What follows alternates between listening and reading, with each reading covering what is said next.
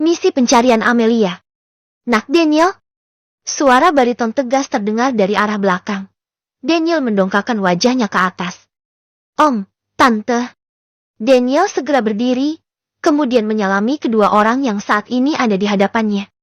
Nak Daniel sudah mendengar kabar. Bagaimana menurut pihak maskapai penerbangannya? Tanya Daston penasaran. Begitu halnya dengan Cecilia yang sudah menebak ada hal yang tidak beres melihat dari raut muka Daniel saat ini. Om, Tante, kata pihak maskapainya bilang bahwa Amelia terdaftar di dalam pesawat itu. Daniel menundukkan kepalanya ke bawah. Wajah Daniel sudah terlihat sembab karena menangis. Ia tidak peduli sekarang kedua orang tuanya Amelia menganggapnya cengeng. Apa? Ya Allah, Pak. Bagaimana keadaan anak kita saat ini, Pak? Gimana nasib Laya sekarang? Mengapa semua ini harus terjadi kepada Laya? Cecilia dan Daston tidak bisa menutupi rasa kesedihannya setelah mendengar kabar itu. Bahkan Daston yang terbiasa tenang dalam menghadapi setiap masalah pun kini matanya sudah terlihat berkaca-kaca. Lalu bagaimana kabarnya pesawat itu? Apakah sudah terdeteksi keberadaannya saat ini? Tanya Daston lagi dengan mata yang sudah mengenang di pelupuk matanya. Belum, Om. Pihak maskapai saat ini sedang berusaha mencari titik sinyal kontak terakhir pesawat itu. Jawab Daniel lesu. Ya Tuhan, Lai. Daston mengusap wajahnya. Daston merasa gagal sebagai ayah tidak bisa melindungi anak perempuan semata wayangnya itu. Kita tunggu dulu kabar dari pihak maskapainya. Kalau belum ada kabar juga, kita harus mencari sendiri keberadaan Amelia. Ucap Daston dengan penuh ketegasan. Saya akan langsung berangkat sekarang ke titik terakhir pesawat itu, Om. Ucap Daniel dengan raut muka yang serius. Kamu yakin akan berangkat sekarang? Cuacanya sedang buruk. Tanya Daston pada kekasih anaknya itu. Daston sama halnya dengan Daniel yang ingin segera mencari keberadaan anaknya yang entah di mana kini berada. Saya yakin, Om. Saya rela jika sampai kehilangan nyawa saya. Asal saya bisa menemukan Amelia secepatnya. Daniel sudah bertekad kuat untuk mencari di mana keberadaan kekasihnya saat ini. Nak Daniel, Tante berterima kasih sama Nak Daniel karena Nak Daniel mau berusaha mencari Laya. Namun perhatikan juga kondisinya. Jangan sampai Nak Daniel sendiri malah mendapatkan kesulitan ketika mencari Laya di cuaca yang buruk seperti ini. Ucap Cecilia yang kini memperingati anak sahabatnya itu. Cecilia hanya tidak ingin Daniel sampai kenapa-kenapa. Cukup Amelia yang jadi pelajaran jangan sampai terjadi kepada yang lain. Tante, saya tidak akan tenang jika saya hanya diam tanpa melakukan sesuatu apapun. Kita tidak tahu bagaimana keadaan Amelia di luar sana. Saya tidak ingin terjadi sesuatu yang buruk dengan Laya. Ucap Daniel tegas. Terima kasih Nak Daniel sudah mau berusaha untuk mencari Laya. Jawab Cecilia merasa terharu. Setelah itu Daniel menghubungi seseorang di seberang telepon. Tante, Om, saya akan bersiap-siap sekarang. Saya mohon jika Tante dan Om mendapatkan kabar dari pihak maskapai, segera kabari saya. Ucap Daniel memohon dengan raut muka yang sudah kusut. Baik Nak Daniel, kami akan berdoa dan berusaha dari sini untuk kalian. Jika dalam waktu 1 hari belum ada kejelasan, nanti Om dan Tante akan segera menyusul kamu. Jawab Daston serius. Baik Om, Tante. Saya pamit dulu. Setelah itu Daniel dan Jack pun segera berlalu meninggalkan kedua orang yang saat ini terlihat sendu. Jack, tolong kamu handle dulu semua urusan di kantor. Begitu juga dengan urusan Delia. Segera hubungi pengacara saya untuk menyelesaikan semua perihal kejahatan yang sudah Delia lakukan. Dan selama saya pergi tolong awasi perusahaan. Jangan sampai ada penyusup penyelinap masuk seperti kemarin. Daniel mempercayakan semua urusannya kepada Jack sang asisten sekaligus kaki tangannya saat ini. Daniel sangat yakin kepada Jack, karena Jack sudah bekerja dengan Daniel selama 5 tahun lebih. Baik Pak Bos, saya akan berusaha menghandle-nya. Semoga Nona Amelia secepatnya bisa ditemukan. Ucap Jack yang menerima dengan senang hati. Perintah dari sang atasannya itu. Terima kasih Jack. Daniel menepuk pundak asistennya. Tiba-tiba saja dari luar banyak orang-orang berdatangan. Mungkin mereka anggota keluarga yang salah satu keluarganya ikut dalam pesawat itu. Daniel menatap sedih ke arah orang-orang yang kini sudah terlihat panik. Bahkan mereka ada yang sampai menjerit histeris. Daniel bisa merasakan apa yang mereka rasakan saat ini. Sama halnya dengan dirinya yang begitu rapuh ketika orang yang kita cintai berada di situasi yang sulit. Dengan mengerahkan beberapa orang untuk ikut dalam pencarian Amelia, Daniel bahkan membawa tim Badan SAR Nasional untuk ikut membantu dalam pencarian pesawat berlogo G itu. Sore Daniel langsung terbang menggunakan jet pribadi milik keluarganya untuk menyusuri titik perjalanan menuju kota Amsterdam ke London, tempat transit pertama dalam penerbangan Jakarta-London. Daniel berharap bisa secepatnya menemukan keberadaan Amelia berikut orang-orang yang berada di dalam pesawat itu. Di tempat lain, Raka saat ini sedang bersama Tiara.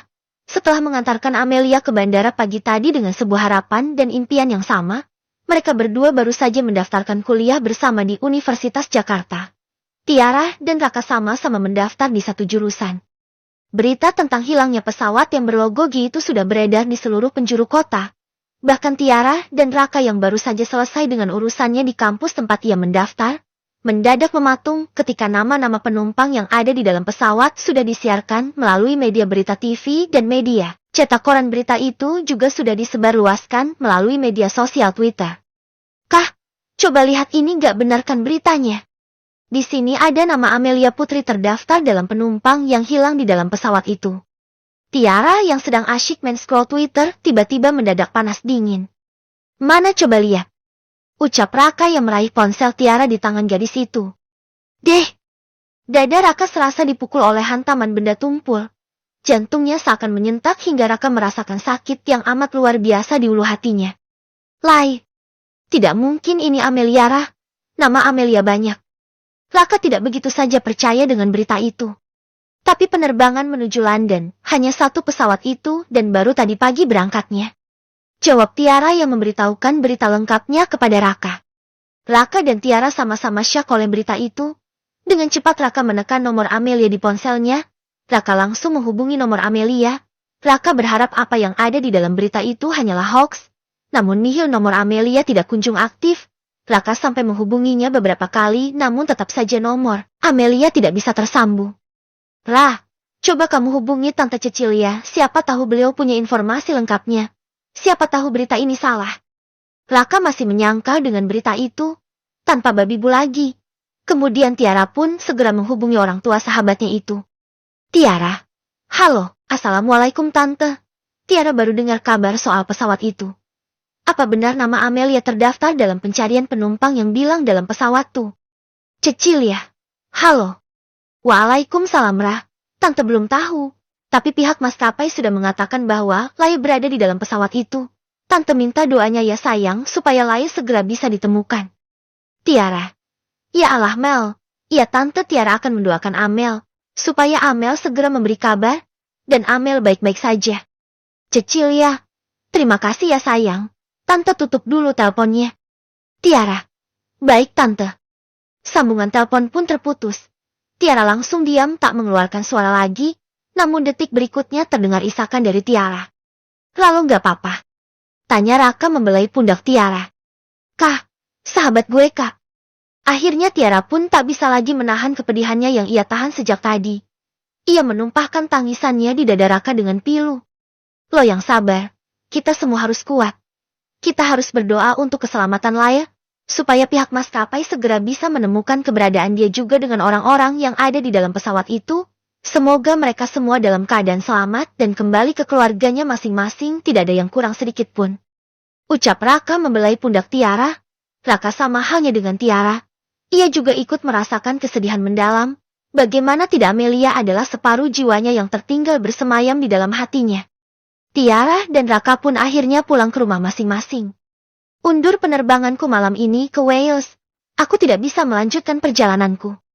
Ucap Huan pada seseorang yang bersetelan jas hitam berperawakan tinggi. Maaf Tuan Muda. Ayah Anda sudah menyuruh saya untuk menjemput Anda untuk segera kembali ke Wales secepatnya. Anda sudah cukup lama untuk bermain-main di sini. Jawab laki-laki berperawakan tinggi itu. Aku tidak peduli. Kamu tuh lihat. Bagaimana bisa aku hanya berdiam diri melihat wanitaku diambang kematian? Kau bodoh atau apa? Ucap Huan yang sudah berapi-api. Tuan Muda, Anda tidak bisa membuka mata Anda juga. Gadis itu sudah menjadi milik orang lain. Relakan saja, masih banyak wanita lain di luar sana. Ucapnya. Jangan mengaturku Han. Kau hanya ditugaskan oleh papaku. Jangan berani-beraninya mengajari atau mengguruiku. Kau siapa berani mengatakan itu padaku? Ucap Huan sengit. Tapi Tuan Muda, Ayah Anda sudah memberikan perintah dan amanat itu kepada saya. Bagaimana bisa saya mengabaikan perintah Tuan Besar? Jawab laki-laki itu. Itu urusanmu, bukan urusanku. Cepat atur rencana keberangkatanku untuk mencari wanitaku sekarang. Aku tidak menerima ada bantahan ataupun penolakan darimu. Ucap Huan lalu melonggarkan dasinya. Keluar dari ruangan kerjanya begitu saja. Laki-laki berperawakan tinggi itu memijit pelipisnya dengan kuat.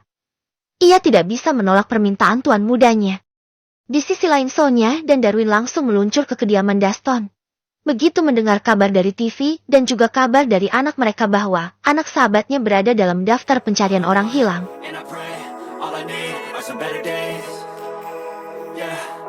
All I need are some better days, 'cause all I want, and I pray, I believe in the better days.